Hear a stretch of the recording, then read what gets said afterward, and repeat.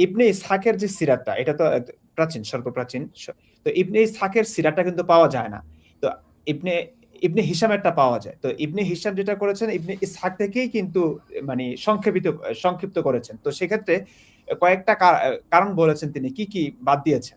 এর মধ্যে একটা কথা হচ্ছে যে যেই ব্যাপারগুলো মানুষের অনুভূতিতে আঘাত করে কিংবা মানুষের কাছে মানে মানুষ যে মানুষকে জিনিসগুলো ব্যথা দেয়, লজ্জাজনক লজ্জাজনক এইসব কথা আছে। লজ্জাজনক হ্যাঁ। এগুলো এগুলো এগুলো বাদ দিয়েছে। তার মানে বোঝা যাচ্ছে একটা ফিল্টারিং হয়েছে। এই খলিফা সে কথাটা আমি সময় নির্দেশ দিয়েছিল। খলিফা সে সময় নির্দেশ দিয়েছিল যে, হ্যাঁ, হ্যাঁ, হ্যাঁ। যে বিষয়গুলো লজ্জাজনক, যেমন শয়তানের আয়াত বিষয়টা লজ্জাজনক ছিল বোধহয় আ ইবনে হিশাম পরে এই জিনিসটা বাদ দিয়েছে। হ্যাঁ, তো আমার ভিডিওর জন্য আমি রেফারেন্সটা তো দেখাতে চাইবো। দেখানোর জন্য যেটা দেখলাম, আপনি ইবনে হিশাম ইসলামিক ফাউন্ডেশন যেটা সেটা হচ্ছে ৪ খন্ডের।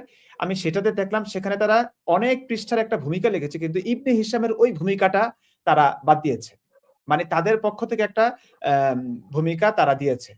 মূল ভূমিকাটা নাই, মোকদ্দমাটা নাই।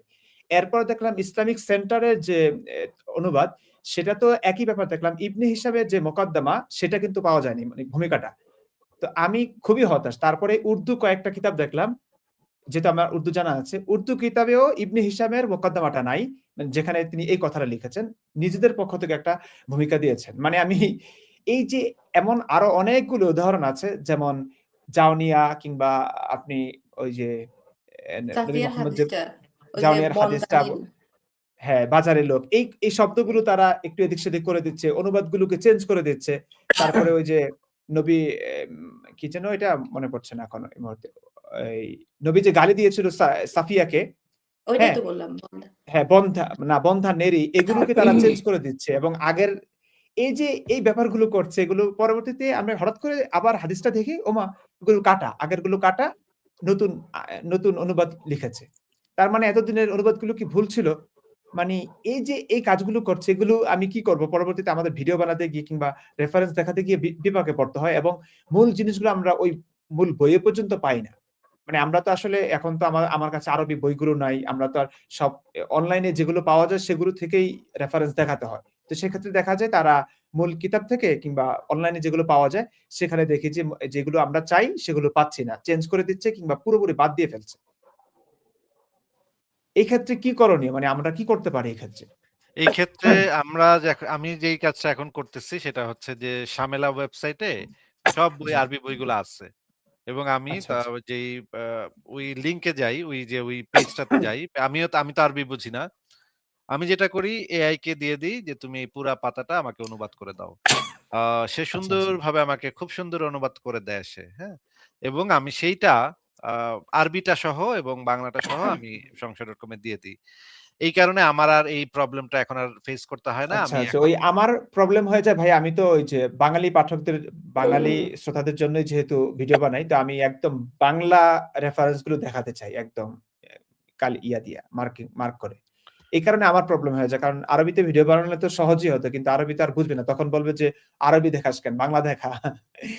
এইটা তাহলে কি সবচাইতে একটা ভালো হইতো যে এই যে ফাথহুল বারী বা সহিহ বুখারী বা সহিহ মুসলিমের যে বাংলা আ শরহে বইগুলা, যেগুলা হচ্ছে গিয়ে হ্যাঁ, হ্যাঁ, বুখারী এবং শরহগুলো। মুসলিমের শরহে বইগুলা, এই বইগুলা বাংলাদেশের ২-১ টা খণ্ড পাওয়া যায়।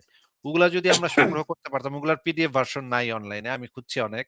১ টা ২ টা হ্যাঁ, হ্যাঁ, পাইছি, নাই। কয়েকটা পাইছি কিন্তু ফাথহুল বেশিরভাগই বারী পাওয়া যায় না। এগুলো অনেক বড়, ফাথুল বড় বারীর ফাথুল বারীর ১ম খণ্ডটা আমি একজনকে দিয়ে পুরা স্ক্যান করাইছি। স্ক্যান করে আমার কাছে এখনো আছে ১ম খণ্ডটা। কিন্তু বাদবাকি খণ্ডগুলা বাইর হইছে কিনা তাও জানি না এবং ওইগুলা আমি আনতেও পারিনি। এই বইগুলা যদি বাংলা অনুবাদগুলা যদি আমরা প্রিন্ট করায় আনতে পারতাম তাহলে আমাদের জন্য আরো সুবিধা হইতো। আরো রেফারেন্স গুলো আরো ভালোভাবে দেয়া যেত। কিন্তু আচ্ছা। যেই কাজগুলো আমাদের করতে হয় সেই কাজগুলা তো আসলে অনেক লোকজন লাগে। আমরা তো অনেক অল্প লোক লাগে, কয়েকজন হ্যাঁ। মানুষ মিলে পারি না। এটার একটা ব্যবস্থা মনে হয় করতেই হয়। নইলে দেখবেন যে সবকিছু চেঞ্জ করে দিবে। সবকিছু। হ্যাঁ, সবকিছু আস্তে, আস্তে অনুবাদ তারা তো মিটিংও করতেছে। ইসলামিক ফাউন্ডেশনে বেশ কয়েকটা মিটিং হইছে যে এই নাস্তিকদের জবাব কিভাবে দেয়া যায় বা আ এই যে অনুবাদগুলা এখন তারা সিদ্ধান্ত নিচ্ছে অনুবাদগুলো আস্তে, আস্তে চেঞ্জ করবে। চেঞ্জ করে নাস্তিকদেররা যেন আর এগুলো নিয়ে বেশি ঘাটাঘাটি করতে না পারে। কিন্তু অনুবাদ চেঞ্জ করে তো আসলে কোনো লাভ নাই। কারণ মূল আরবি গ্রন্থে তো সেগুলা থেকেই যায়। জি, জি। এগুলা তো আর চেঞ্জ হবে না। এখন ভাইয়া বাংলা পাঠক মানে মনে করেন আমাদের মতো যারা আরবি জানে না, তাদের জন্য তো এটা প্রবলেম। তারা তো বলবে বাংলাতেও এটা নাই বা অনুবাদে তো এটা নাই। এইজন্যই আমরা যেটা করি মানে লাইভে আমরা সেই অনুবাদটা করে ফেলি। এখন এটার আসলে সঠিক যে সমাধানটা কি হবে সেটা এই মুহূর্তে আমি বলতে পারছি না। কিন্তু আমার মনে হয় যে এআই কে আরো ভালোভাবে ইউজ করা গেলেই এটা একটা ভালো আমাদের শক্তি হবে এই জিনিসটা।